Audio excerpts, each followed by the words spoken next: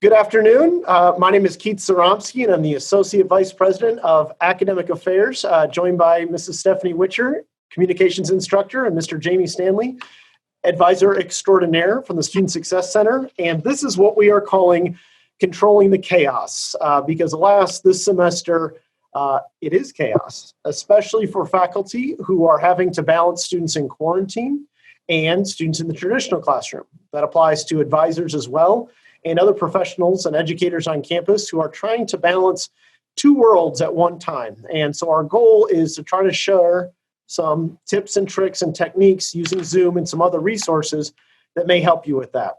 And so we're going to go through kind of a narrative that we have listed, and then at the end, if you want to ask questions that we didn't answer, you can. But after each person presents, feel free to chime in.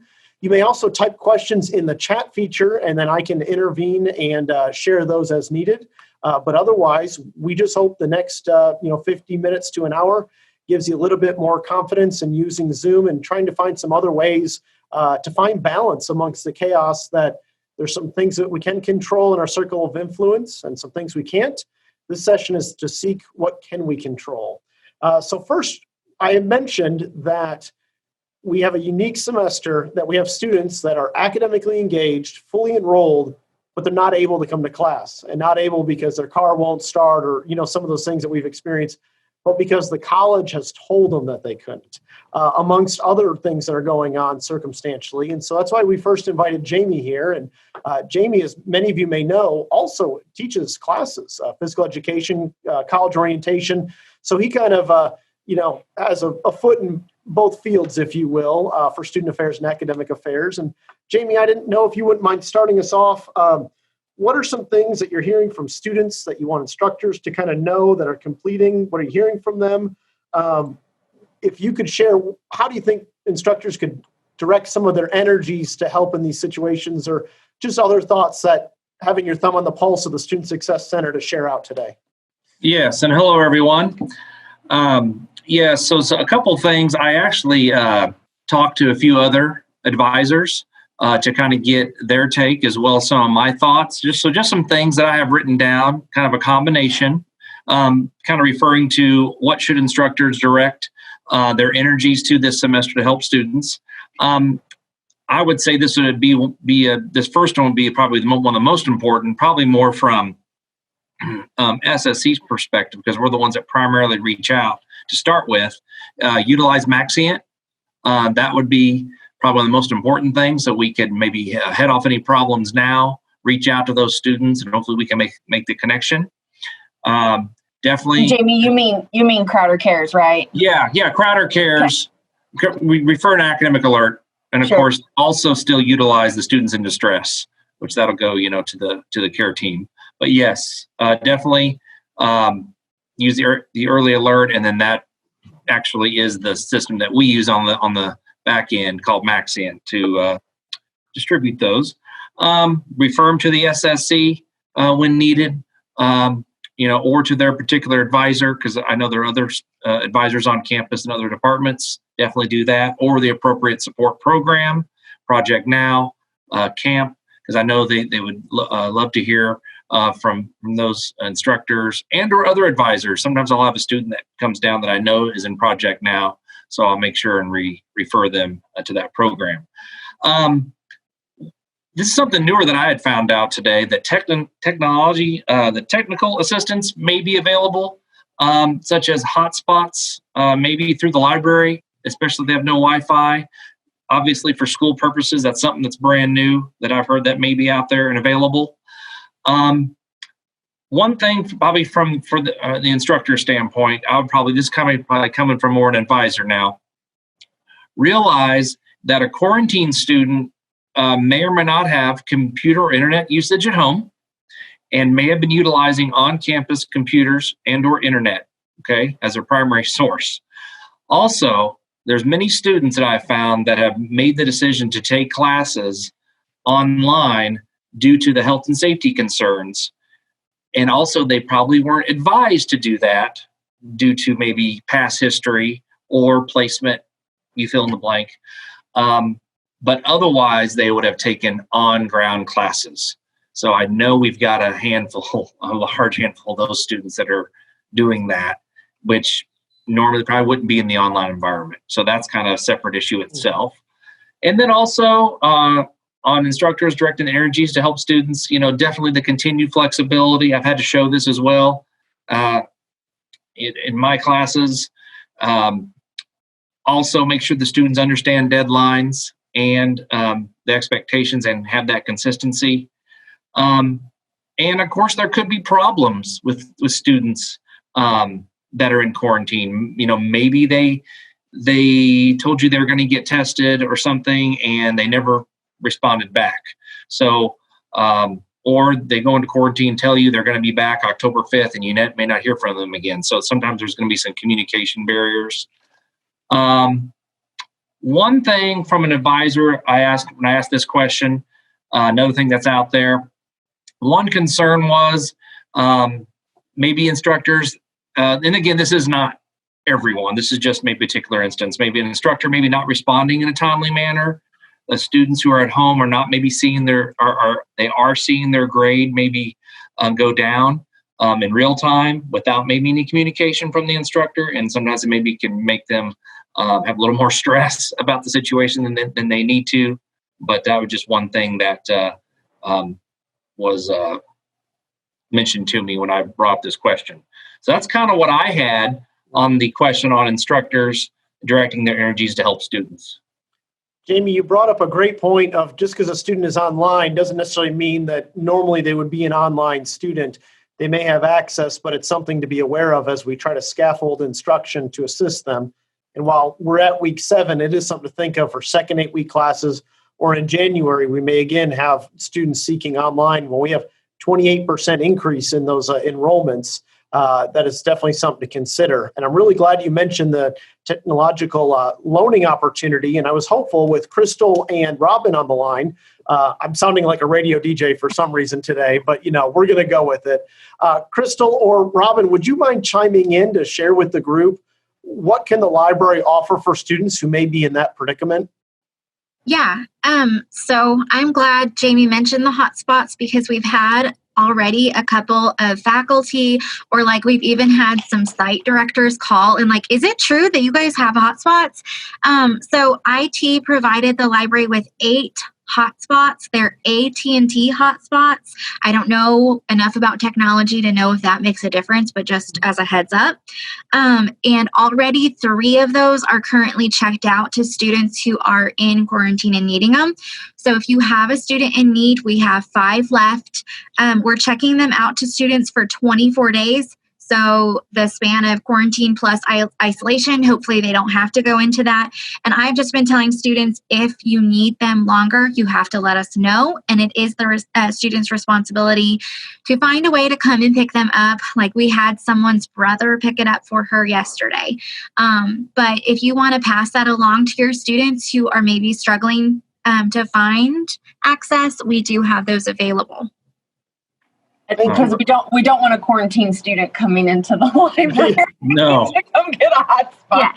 Yeah. So we did have that question come up several times, and one of them I had to send to Cassville, and I think someone there was going to get it to the student, but we will provide them, but the student has to find a way to come get it and even if it's we talked about, if they just needed us to put it kind of like the Domino's delivery, we'll put it on the stairs and you come and get it outside. We will do that, but we'll try to accommodate for those students. Thank you, Robin. I do think the key is these are for quarantine or isolated students, in the sense of not just, hey, I don't want to pay for my internet, or I just got a new apartment type of thing. And while we're empathetic and want to find ways to support, that's what these are specifically for. So, Robin, thank you for the shout out and the information. We're glad that you're here to be able to share that. Yeah, thank you. One thing I did want to share, moving on, did anybody have any questions for Jamie to kind of start off? Seeing none so far, I did want to let you know about a couple of functions in Zoom that can save you a lot of time. We have some either instructors or other educators that are having to set up different meeting times for a student on quarantine to join from Zoom maybe by taking their laptop into the classroom or other lab setting. And it's very time consuming to go in and make a meeting for each one. And so I wanted to show you a handy dandy little trick on scheduling reoccurring meetings. So I'm going to go ahead and share my screen here.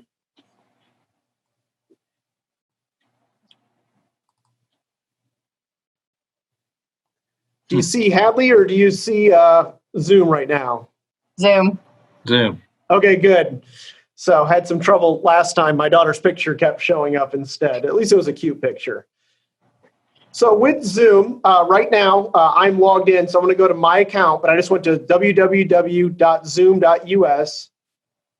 And your profile is a chance that you can, add a picture and put some other information.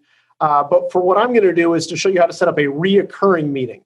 You can either do that under the meetings on the side, or you can do it under schedule a meeting. Either way, here or here, it goes to the same function.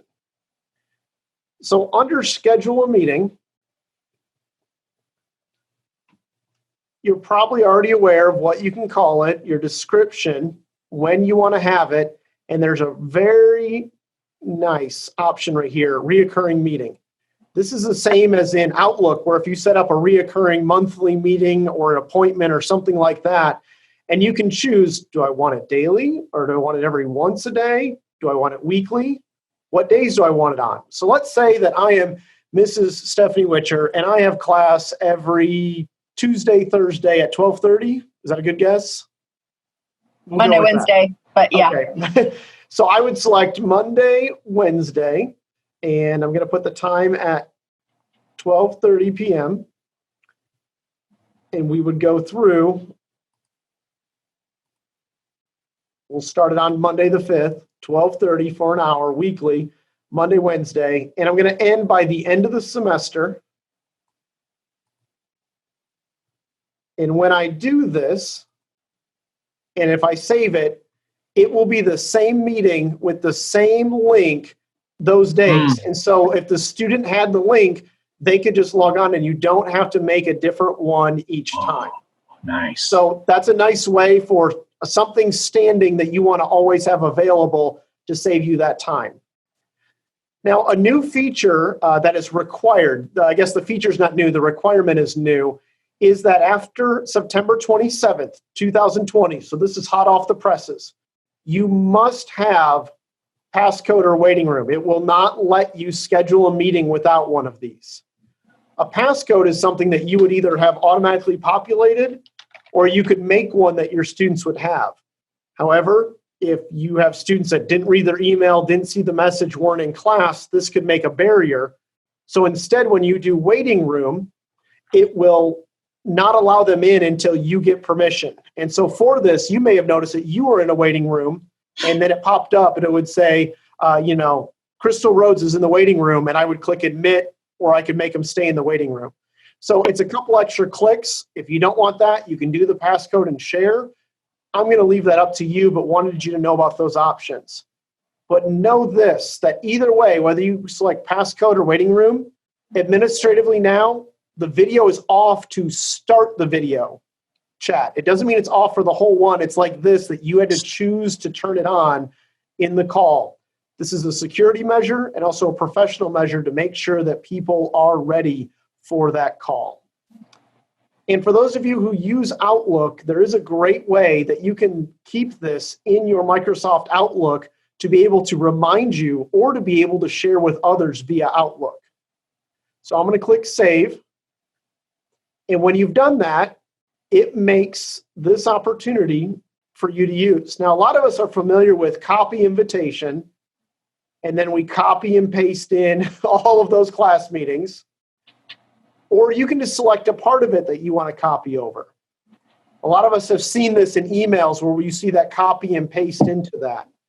But one way you can do it to integrate it into your calendar is to select Outlook Calendar, because that's what we're using. If you use a Google Calendar, that's up to you. But professionally on campus, we're using Outlook Calendar. And when you do that and you save it or open it, either way, it creates a meeting that when you attempt to open it, Not requested demo. I got click happy there. Sorry about that.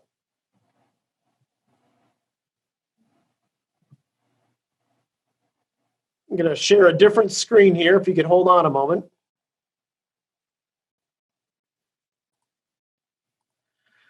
You'll see that it opened up a meeting series in Outlook. And so if I click save and close, it's going to put this on my calendar from 2:30 to 1:30 every Monday, Wednesday, from 10:05 to 10:09. And I think I clicked Thursday on accident on one of them, and that's why I did it. But that way you can set your reminders 15 minutes before. I want to know, and it'll chime to remind you each time. And when that reminder comes up, it pulls the Zoom link too, so you don't have to go digging for that Zoom link. Correct. And That's you can, nice and to you have can a just reminder. click on it.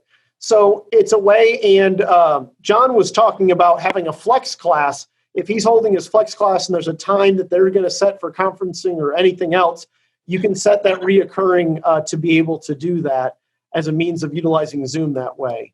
So just a couple of tricks to help you kind of manage that chaos with Zoom. Are there any questions on either of those features with reoccurring meetings or with the Outlook integration? Okay. Now, Stephanie's going to be able to share a couple other things with you. And then at the end, if you had other questions over Zoom, features or things you've heard about or something you saw in a session that you wanted to know about, we'll tackle that then. But Stephanie, can you give us some insight on some classroom tech and how we can try to make this a little easier for those trying to balance the chaos? So right now in my class, I do have students who are in quarantine. Well, I have one who has tested positive and one who had a family member test positive. So we're managing that, but I'm still holding my face-to-face class, which is a flipped classroom style. So my students are already familiar with working in Blackboard anyway, because of the format of the class. But I was trying to figure out, how do I manage having students who have to be at home, but who generally are my face-to-face class? So what I'm doing these days is I created one of those recurring meeting links. And as students email me and say, Ms. Witcher, I'm going to be out for 2 weeks, I email them that link with a passcode. I did create a passcode and a waiting room because sometimes I'll go ahead and pull up Zoom before I'm actually ready to start teaching. And so that way they're not watching me just like walk around the classroom. And so that has worked for me. What I'm currently doing, because I do have a laptop, is I'm actually separating out my instructor computer from my Zoom students. So my instructor computer is running my PowerPoints and all of those things that I need. My students who are Zooming are on my tablet or my laptop, depending on what I have with me that day. So I have found separating them out and not trying to manage my Zoom students and my PowerPoint and iClicker and all of the, and Blackboard and the other things that I have, by separating out my Zoom kids from my instructor computer has helped to manage both things easier. So what I'm doing is actually setting my computer, my laptop, on the front desk where nobody sits anyway. So we had that 6 feet of distance between us. And it is facing toward the front where they can see the TV, where my PowerPoint is. And then if I want to go right on the whiteboard, I just rotate them so they can see me on the whiteboard. And that has been working very well, so that they're in one place and my teaching is happening in another, because I find trying to manage Zoom and share screen and PowerPoint and Blackboard and iClicker all in one place it was too much chaos for me. And I was struggling to manage all of the things on one computer. So that has been something I've been suggesting to people, is if you have a second laptop or tablet or something that you can take with you in the classroom, that has been really beneficial. I am also telling my Zoom students, so they do Zoom with me into class, and that has been going very well. My students are showing up early, making sure they're in there. I had a student email me yesterday and say, Ms. Witcher, I'm feeling really sick today. I'm just not going to make it. And I said, that's okay. I will record it for you. And then you can, watch it later. So I do want to show you a little bit about some of those things here in just a second. But one thing I discovered was when you have students who are Zooming into your class and you're teaching a face-to-face class at the same time, is my Zoom students, I'm now telling them to go ahead and mute themselves and to have their discussion in the chat box. And the reason I did that was then we were trying to talk over each other because there's a little bit of a delay. So they would try to join the conversation that we were having, and then we were trying to talk over each other. And it was like, oh, no, you go ahead. No, it's okay. You go ahead, in that weird, awkward Zoom space.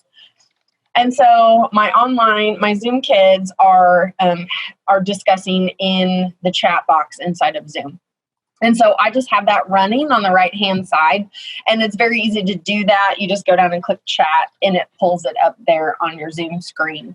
And that has been really helpful because then I can watch their conversation, and they're actually having conversation, kind of doing their own discussion then on the side with my face-to-face kids. I do then have to repeat what they're typing in the chat box. I'll try to repeat that then to the whole class so that they can participate, in the discussion. But what I found is they love being able to Zoom into my class because they still feel part of the class. And they still get to see their instructor's face and feel like they're still getting the learning that they need to continue to be successful in my class, even though they can't be sitting in my class right now. So I did want to show you one of the features in Zoom. So I'm going to actually move you guys over here, and I'm going to share my screen. Okay. So if I go to Zoom, and I go ahead and go into my account, when I create a class or a meeting, so when I schedule a meeting with my students, and I'll show you here, you can see my recurring Zoom link is right here. So this is English 101 from 12:30 to 1:30, and it's a recurring link that I have shared with them. So you can see it shows up every Monday, Wednesday. And then if I need to edit in any way, I can click on edit. And what I wanted to show you was when you create these, you also have the option to tell it to automatically record. And this is something I have taken to doing because that way, if I do have students who missed, they still can watch the recording of the lecture. And I've had a couple of students who have done that, who weren't able to actually Zoom in. And so I've said, hey, I want you to go ahead and watch the lecture, and I want you to give me, send me 2 questions you still have you would ask if you were part of our discussion. And so just asking them to then give me some kind of feedback means that they know I'm waiting for them to watch it and join into the discussion. So going ahead and clicking that automatically record meeting allows me to then download that. It will show up in my recordings. And I don't think I have one for, I don't think I have one for today. So, but they will show up here, and then I can download them to my computer. I can upload them to Blackboard. I can email them to the student, whatever it is that I need to do to make sure that they get that information.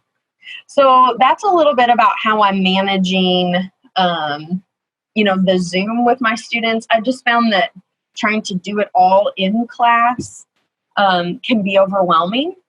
But my students have said multiple times they're so glad that they still feel like they can be a part of the class, that it has made it worth it for me to put in the effort to get them into the class. The recurring meeting link has been a huge lifesaver because I just create one for each of my classes. So I'm not having to do that every day for every class.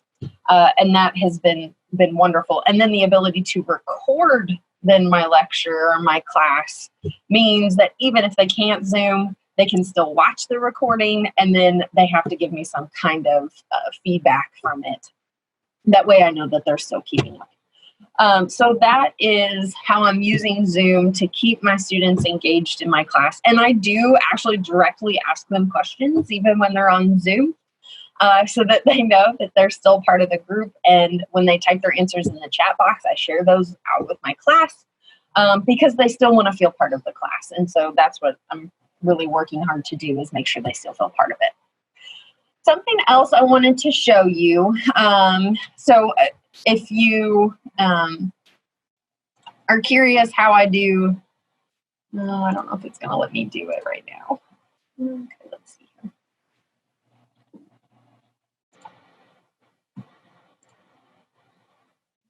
Yeah, I don't know if it's gonna let me. Okay, here we go. Nope. Okay. Just trying to. Okay, it won't do. The other thing that I'm using for my students is I am using Teams. So I have created a team for my class. So you can see this is English 101 1230. In the team, this is where they can still participate in group work, like my students face-to-face can, and where they can then send me their rough drafts. And what they're doing when they upload their rough drafts for me, this is where I can share class materials with them without having to email a bunch of people. I can just put it here and tell them, oh, hey, and that handout's in course materials. But what they're doing then is they're uploading their papers here, and then they can still edit each other's papers, participate in that group work together, even though they can't be face-to-face. And so I'm having really good feedback about that they can, roll it from their OneDrive right into Teams, upload their paper, make comments on each other's papers, and still collaborate with their classmates. So the way that's working in the class is they join me on Zoom. We do our mini lesson together where they're participating with me. And then afterwards, when the class is working on their editing, then they switch over to Teams and they're doing their editing inside of Teams while my face-to-face class is doing their editing in the classroom. So that's how we're managing that. But Teams has been a great place for us to dump things. Because because the students are moving in and out, right? One of the problems that's causing a lot of the chaos is, well, this student's out for 24 days, and this student was out for 10, and this student was out for 14, and they kind of overlap, but they're all in different places. And so the beauty of Teams is I can move them in and out and all of that without having to manage email. So I'm finding this much easier to put the stuff in there and then add and remove students in and out of it as I need to add and remove them. So just that flexibility that I'm finding with Teams is helping me manage all of this without a constant stream of emails, because just managing the emails with all of it is difficult. So that's how I'm using Teams. We're having conversation here, about, okay, hey, upload your paper, here's where you'll find it, and things like that. I can also then problem solve with them in real time because they can just message inside of Teams while we're in class. So that's what's happening on my laptop is I have Teams and Zoom going. But then on my teacher computer, I'm able to run my PowerPoints and things like that for all of my other students. So, questions about any of that, about managing any of those different tools?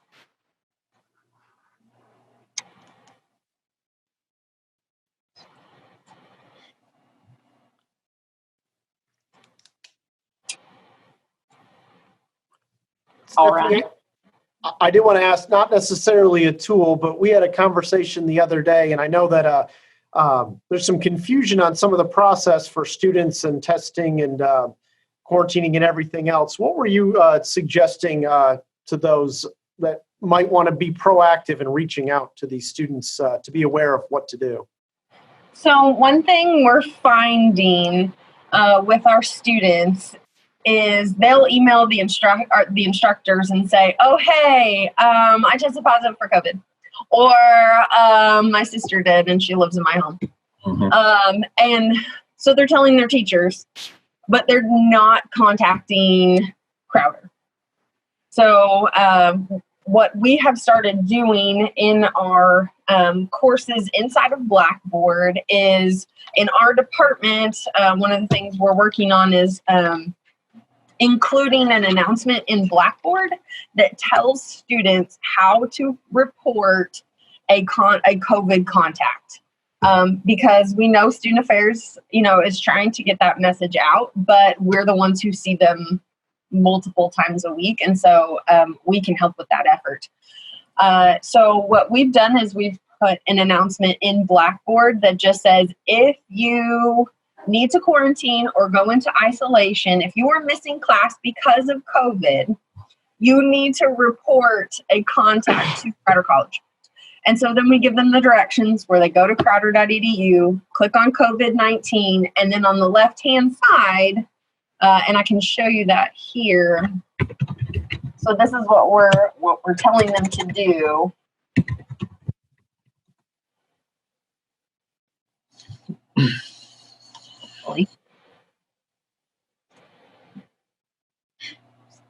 Maybe this is what we're telling them. Our website's been a little slow at times. Yeah, it's been a little slow today. But what we're telling them to do is go to the www.crowder.edu, click on the COVID-19 button at the top, which is nice and big. It's really hard to miss. And then on the left-hand side, there's a list of options, and one of them is COVID-19 reporting. And we're telling them, please go fill out that form because we want to make sure that Crowder knows that you're in quarantine or isolation for contact tracing. And the students that I talked to said that they hadn't heard that they didn't know that they needed to do that. So we are trying to get that word out to students. Please go ahead and fill out the report. We're framing it as, if you're going to take 2 weeks off of school, you really need to let Crowder know this is why you're taking 2 weeks off of school. There we go. So you can see, there we go. So there's the COVID-19 button. I wonder if they're working on the website right now. And so they click on the COVID-19 button. And then over here on the left-hand side, there will be a COVID-19 report. And it also gives them numbers of people they can contact. But we're encouraging students who contact us as instructors and say, I have to stay home, to please fill out one of these. I don't believe it then does any kind of verification. Maybe Jamie can confirm that. My students said they filled out a form. We didn't get any kind of verification that they did fill out the form. But I think it's something that they need to do just to help Crowder and make sure we're contact tracing and things like that. So just wanted to make sure that, that message is getting out to students. I think that will be helpful to contain any kind of spread if we make sure that we're encouraging students to go ahead and fill out that report for Student Affairs to take care of that. So consider adding that to a Blackboard announcement for your students would be what I would encourage. Last thing, there's some cool technology that we have been looking at. One of them is a swivel where it holds an iPad, which will allow you to Zoom, and it sits on a tripod, and you wear a microphone lapel, and it will swivel the iPad to follow you around the classroom. So this is something that Carrie Whitehead has in her office that she is checking out to people. So if you're teaching in a really large classroom, yes, thank you. If you're teaching in a really large classroom, this is something that can be really helpful. Or if you have students who say, I can't hear you or I can't see, we do have one of these swivels. And it is that third, you can see that third one where an iPad sits inside of there. You can zoom then from the iPad. And yeah, that's what it looks like. And she does have the iPad to go with it. And so this is, we've had some teachers who have some pretty big classes or who have a significant number of students who are in quarantine or isolation. This allows them to zoom and see the whole classroom. And then you can still record and download it afterwards, but you do wear a mic and the swivel follows that mic. So as you move around the classroom, the swivel will turn so that the iPad is following you around the room. So that is one cool piece of technology that we have found. But there is not much time left to spend CARES Act money. So if there are other things that you think that you need, be sure and take care of that. I do have a question. How could you use Teams for peer editing if you only have 1 or 2 students out? So far, I haven't had one. It's been more than one. And so, right now I have two in there in Teams. And so those 2 are just sharing their papers in Teams and then editing each other's. If I did have one student, what I would do is go ahead and have that student uploaded to Teams. And I would just put the laptop with one of my face-to-face students and ask them to go ahead and edit that student's paper just inside of Teams so that, they still could get feedback. So you can still pair up students, one face-to-face and one who is online, and, the face-to-face student could still upload their paper to Teams. That way they still could get some peer editing together. So that's something I have considered, and I would probably just pair them up, somebody who's, pretty tech proficient, and just have both of them upload their papers, even though one of them is still face-to-face. So that's how I manage that. What's the best way to share Zoom recordings with other instructors? What we're doing right now to share Zoom recordings of our Canvas training is we have it in a team. It's its own channel. So inside of Teams, let me see if I can share my screen and I'll show you what this looks like. Okay. In my team, that Carrie and I have with our Canvas people. Here we go. You can see we've created our own channel called Meeting Recordings. And then under the files, this is where we dump those. Most of the time they're too large to email, to be quite honest. So email's not necessarily an option, but you can put it in Teams. Or the other option would be to post them in Blackboard as an announcement or a file in a weekly folder. You could do both of those. Or you can upload them to YouTube and send them a YouTube link. So all of those would be options for managing that. All right, Keith, I'm going to give the share back to you.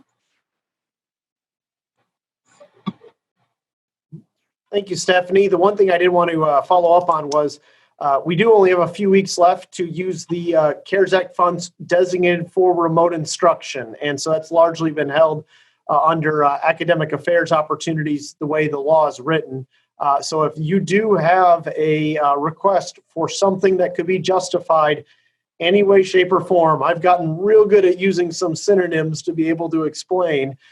It's the fact of go through your supervisor that reports directly to academic affairs, whether it be a director or a division chair, or if you are the division chair, to be able to approach us and let us know. We don't want to leave any money on the table because otherwise it's gone.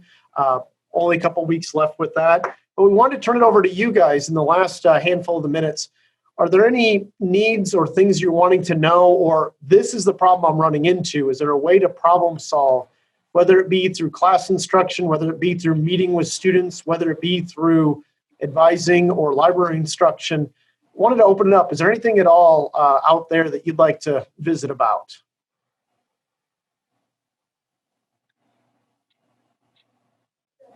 And I'll warn you, if you don't give me something, I'm going to start telling dad jokes and not end the call. So you've been warned.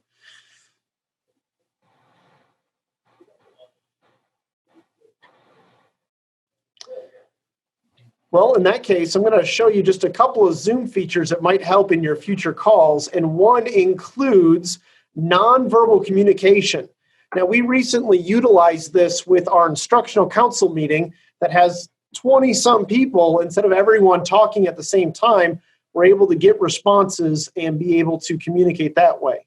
Many of you are familiar with the chat function that you can type in messages and it can go to somebody individually or everyone.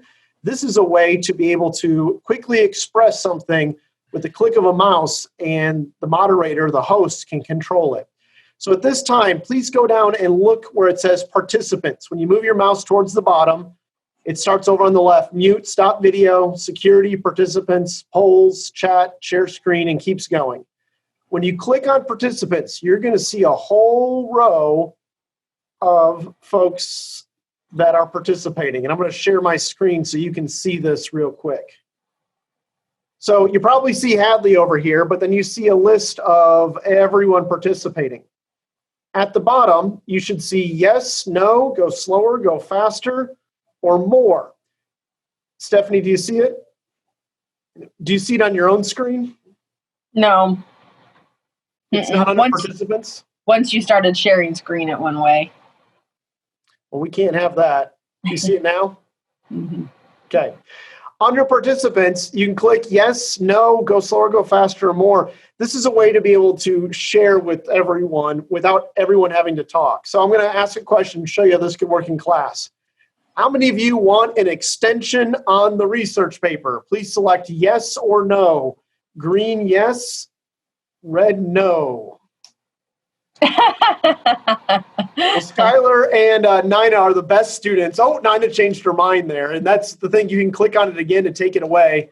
But hey, the votes are 5-1. So we're going to go ahead and extend your research paper based on your feedback. And then somebody gave a thumbs down. Oh, Jackson, really, he's hardline. It's not in the syllabus. But then there's an option for me to clear all, and I just made them all go away. But under that function where it says more, you can give a thumbs up, thumbs down, you can applause, or there are two. There's a coffee cup that says needs break, or you can actually click the clock that says away. So how many of you think that we need to just kind of wrap up and take a break? Please click on that coffee cup. I selected that, so you get the idea there. And so people can click on that as they're going through, and it's like, okay, we're going to take a break. Go ahead and freeze or mute, and we'll come back to it. But it's a way that you can engage in the audience of those participating without being able to have to share. And that includes the go slower or faster for the instructor of, whoa, whoa, whoa, what did you just say about the Oxford comma? I feel like that's important. I need you to slow down and go back over to that. They can tell you that, and when you start to see a bunch of students doing that, you're able to change up what you're doing. The last thing I'll show you here is my new personal favorite option. It's called Breakout Rooms. And if you're more interested in finding out how to do it, I can send you a video after this, but in interest of time, I'm just going to show you how it works. Let's say you do have a large class. You're quarantined. You have to move the group to a Zoom call, or you're hosting something else, or a staff development session, and you want people to talk amongst yourselves. So what I'm going to do is give you a discussion prompt. I'm going to put you in a discussion room, and then I'm going to let you talk for a little bit. It'll give you a 1-minute warning, and you'll either come back to the room or it'll automatically bring you back. So I want you to watch this and see how you could use it in your class. But what is one thing from today that is going to stick with you of like, I can see that being handy? I'm going to send you to a breakout room, and we are going to talk about what's one thing from today that we can take with us that stands with you. You'll talk in your group. So I'm going to go ahead and create the 2 groups, and you're going to get sent there right now. And you can click on join and go to that room.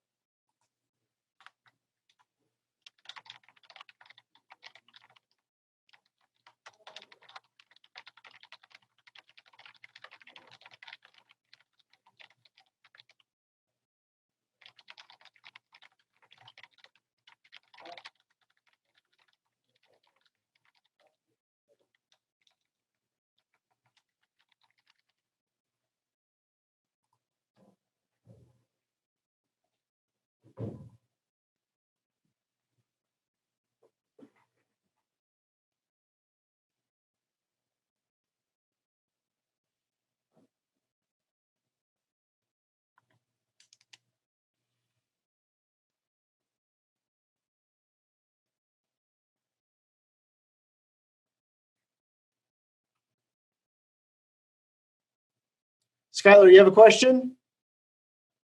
I saw you raise your hand.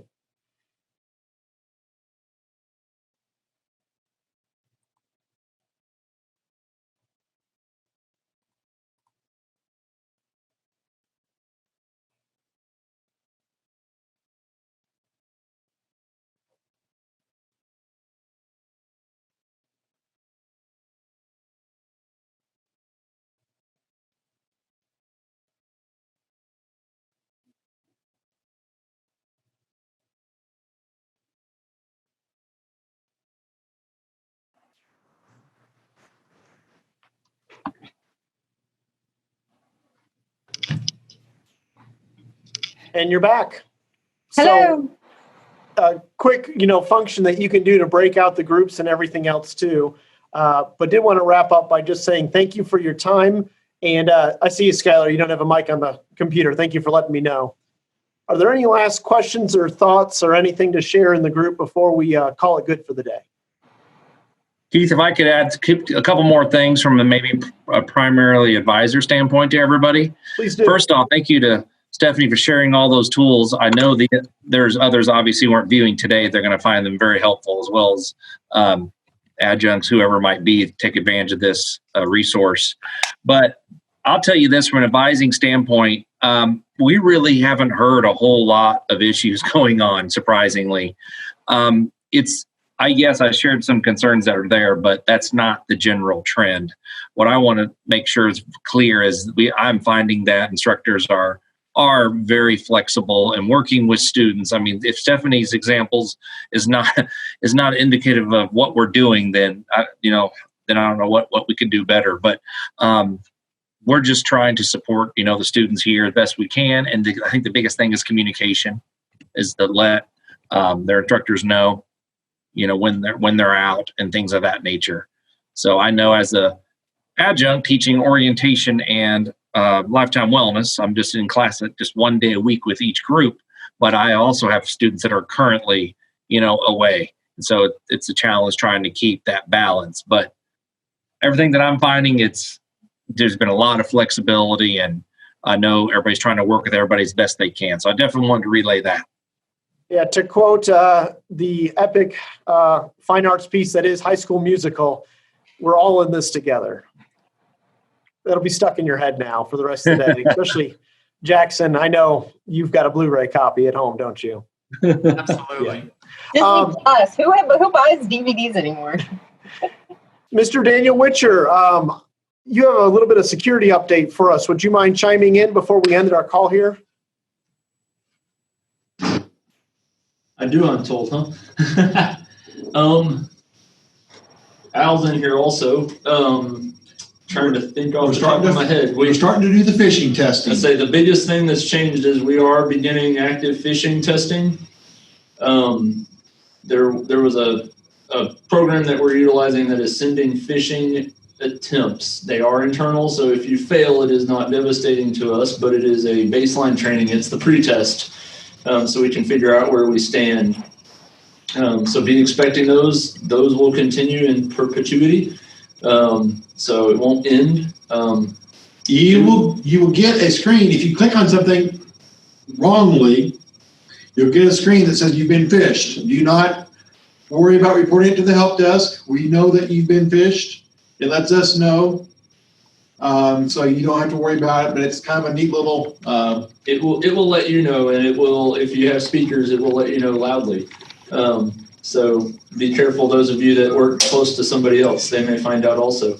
But yeah, if you do get that, you don't have to report us, but that is also it is an opportunity for us to then have a discussion and show you where you could have seen that this was a phishing attempt. And then we'll begin further trainings like this. We'll hopefully put out a little bit and some emails on what to be looking for, but this is sort of the beginning of a baseline training. And you can share that with anybody. So share that at will, that it's happening. And we'll have more stuff for you, but go ahead. If you believe it, an email to be phishing, feel free to just delete it straight away. You can also let us know. If you click it though, we'll have found out if it's one of those that alerts and says it will say loudly, you've been phished, hook, line, and sinker at this point. So in the future, we hope to do a lot more training on it and explain those issues. And So we're looking to grow to not repeat from last year. So thank you for your help with that. Yes, yeah, no, that's the big thing is that everybody here, phishing emails will come through all the filters regardless. That, there's new enough email domains created, it will come through email addresses and everything else. So to be aware and to be careful and cognizant of what you open and what you click on. Does it make sense? Is this expected? And if not, be wary. And the other public service announcement I can make is if you want to look at your work orders, you can go to www.crowder.edu/ticket. You can create tickets. You can review your tickets at that. If you want help with getting set up with it, please contact the help desk, contact myself. We'd be more than happy to help you work with your tickets, your service request. And that's both for physical plant and IT. Correct. And physical plant is utilizing that. They would request that you use that. You can go either direction. If you don't get an email back from it, you haven't finished putting in the ticket. If it's your first time getting in, you'll have to log in. You'll use your full email address. Just tell it you forgot your password, and it'll send you a link to reset it that very first time. But other than that, it's fairly simple. So. Thank you, Keith. Thank you, Information Services. I salute you and appreciate you. Oh. And with that, it is 1:58, and students give great course evaluations when classes end early. I can't confirm nor deny that I'm fully aware of that, but we're going to go ahead and wrap it up. If you have any questions, contact Stephanie, Jamie, or I. We're happy to help. And otherwise, I just wish you all the best in the remainder of the semester, and thank you to everyone. And let us know if there's anything else we can help with.